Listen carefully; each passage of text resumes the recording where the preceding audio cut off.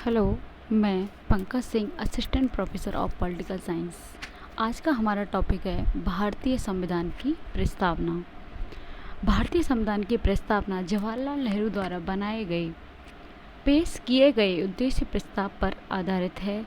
प्रस्तावना को सर्वप्रथम अमेरिकी संविधान में शामिल किया गया था। इसके बाद कई देशों ने इसे अपनाया। संविधान विशेषज्ञ नानी पालकीवाला ने संविधान की प्रस्तावना को संविधान का परिचय पत्र कहा है। प्रस्तावना। हम भारत के लोग भारत को एक संपूर्ण प्रभुत्व संपन्न समाजवादी पंथनिरपेक्ष लोकतांत्रिक गणराज्य बनाने के लिए तथा उसके समस्त नागरिकों को सामाजिक आर्थिक राजनीतिक न्याय विचार अभिव्यक्ति विश्वास धर्म और उपासना की स्वतंत्रता एवं प्रतिष्ठा और अवसर की समता प्राप्त करने के लिए तथा उन सब में व्यक्ति की गरिमा और राष्ट्र की एकता और अखंडता को सुनिश्चित करने वाली बंधुता बढ़ाने के लिए दृढ़ संकल्पित होकर इस संविधान सभा में आज तारीख 26 नवंबर 1949 को मिति मार्ग शीर्ष शुक्ल सप्तमी संवत 2006 विक्रम को एतत् द्वारा यानी सर्वसम्मति से इस संविधान को अंगीकृत माने स्वीकार किया है। अधिनियमित यानी इसके कुछ प्रावधानों को लागू किया है। आत्मर्पित माने हम पूरे संविधान के प्रति अर्पित हैं। प्रस्तावना के 4 घटक इस प्रकार हैं। संविधान के अधिकारों का स्रोत भारत के लोग हैं, यानी संविधान को भारत के लोगों ने बनाया है। भारत एक समाजवादी यानी संविधान की नज़रों में कोई भेदभाव नहीं है, सभी समान हैं। धर्मनिरपेक्ष, भारत का अपना कोई धर्म नहीं। भारत सभी धर्मों को समान दृष्टि से देखता है। समानता, चाहे राष्ट्रपति हो चाहे कोई सामान्य नागरिक, भारतीय संविधान सभी को एक दृष्टि से देखता है, समानता को सुरक्षित करता है तथा राष्ट्र की एकता और अखंडता को बनाए रखने के लिए भाईचारे को बढ़ावा देता है। नंबर 4, इसमें उस तारीख का उल्लेख है जिस दिन संविधान को अपनाया गया था, यानी 26 नवंबर 1949 को। प्रस्तावना के मूल शब्दों की व्याख्या। पहला शब्द आता है इसमें संप्रभुता। संप्रभुता का मतलब है भारत आंतरिक एवं बाह्य रूप से किसी विदेशी शक्ति के अधीन नहीं है, वो अपना फैसला लेने के लिए स्वतंत्र है। समाजवाद। भारत धर्म मूल वंश जाति लिंग भेदभाव के आधार पर कोई भेदभाव नहीं करता, सभी को समान दृष्टि से देखता है।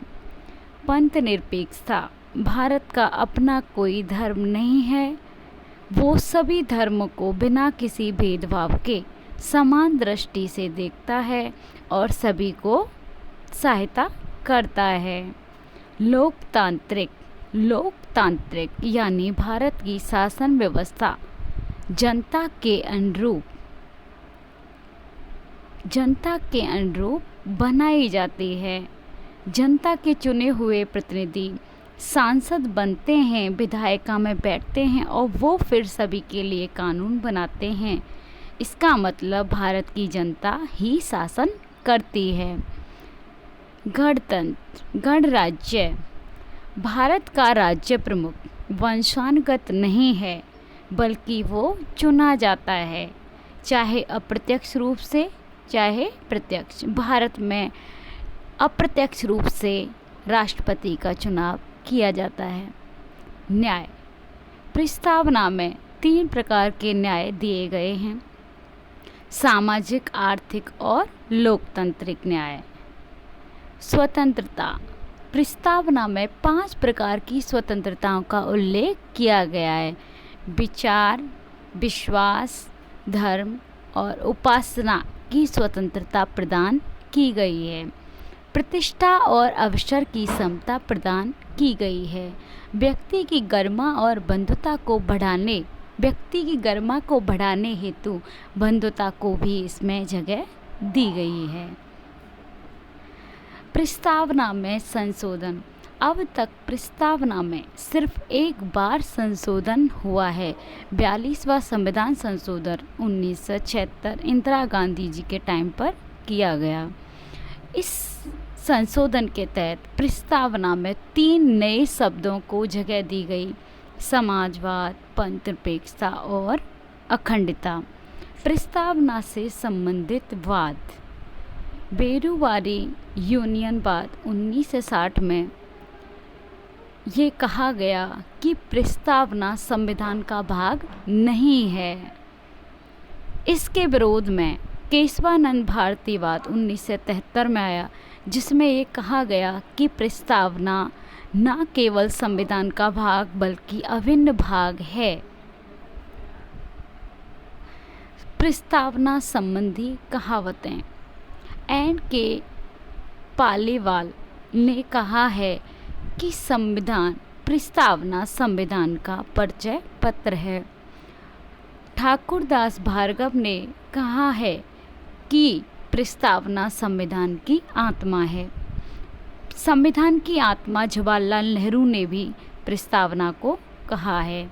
अलादी कृष्णा स्वामी अय्यर कहते हैं कि प्रस्तावना हमारे दीर्घकालीन सपनों का विचार है। के.एम. मुंशी संविधान का राजनीतिक भविष्य तथा जन्म कुंडली की तुलना करते हैं।